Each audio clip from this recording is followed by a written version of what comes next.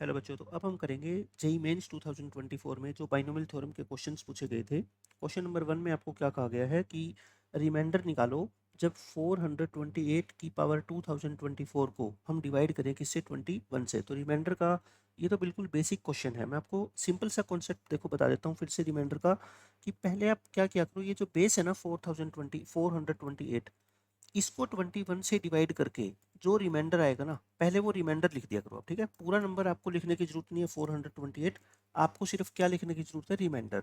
तो आपको पता है सीधा सीधा कि 428 को 21 से डिवाइड करोगे, 21 टू जा, ये तो कंप्लीट कैंसिल हो गया है ना, तो कितना रिमाइंडर बचेगा, सिर्फ 8। तो यानी कि मैं कह रहा हूँ कि सिर्फ 8 रिमाइंडर बचेगा। तो आप इसको सिर्फ इतना लिख दो कि रिमाइंडर बता दो कि जब 8 को डिवाइड करें हम किससे, 21 से, और 8 की पावर कितनी है, 2024।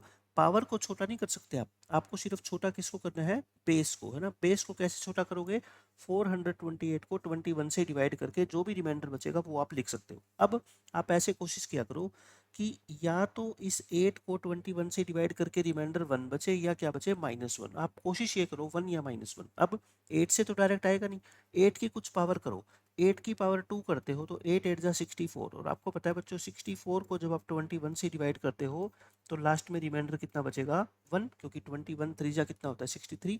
तो यानी मैं इसको छोटा करके ऐसे लिख दूं, 8 का स्क्वायर कर दो, है ना, और पावर 2024 है तो इसकी क्या कर दो, हाफ कर दो, 1012। और अब इससे क्या बेनिफिट होगा, देखो अब ये क्वेश्चन आपका सोल्व हो गया, क्योंकि 8 का स्क्वायर कितना होता है, 64। अब 64 को 21 से आप डिवाइड करते हो तो रिमाइंडर कितना बचता है, 1। और पावर तो जितनी है ये 1012 थी, तो 1012, और 1 की पावर तो कितनी भी हो तो आंसर कितना आएगा, 1। तो इस क्वेश्चन का आंसर कितना होगा बच्चों, 1 हो गया।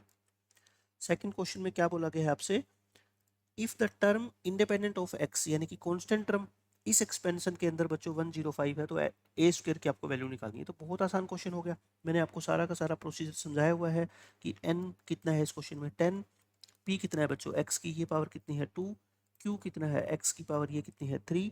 आर निकालने का फॉर्मूला मैंने आपको क्या बता रखा है, N P minus M upon P plus Q.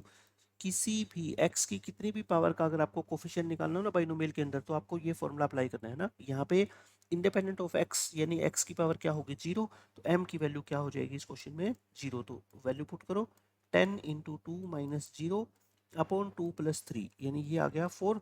तो आर की वैल्यू अगर 4 है तो मैंने आपको क्या बताया हुआ है कि इससे नेक्स्ट टर्म यानी कि T5 क्या है बच्चों, कॉन्स्टेंट टर्म है, यानी कि जो इस एक्सपेंशन की फिफ्थ टर्म होगी ना उसमें बच्चों x नहीं आएगा, वो क्या होगी, कांस्टेंट टर्म। और यही तो आपसे पूछा गया है कि कांस्टेंट टर्म की वैल्यू 105 है, तो अपनी कांस्टेंट टर्म निकालना, T5। क्या करोगे T5 निकालने के लिए बताओ, 10C4।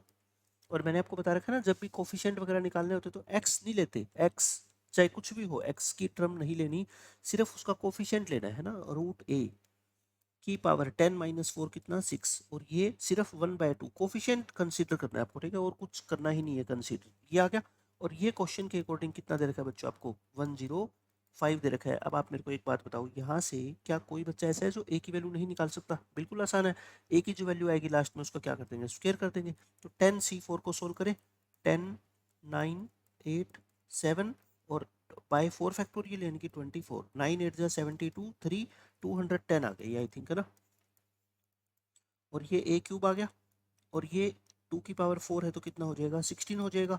तो यहाँ से ए की वैल्यू निकाल लो, देखो ये कट गया ना, ये 2 पे कट गया और ये 8 पे कट गया, तो यानी कि ए क्यूब की वैल्यू बच्चों कितनी आ गई, 8। 8 किसका क्यूब होता है, 2 का, तो ए की वैल्यू कितनी आ गई, 2। लेकिन ध्यान रखना आपसे ए नहीं पूछा गया, ए स्क्वायर पूछा गया, तो ए स्क्वायर कितना आएगा, 4। इस क्वेश्चन का आंसर बच्चों कितना होएगा, 4। ऑप्शन नंबर सेकंड हो जाएगा।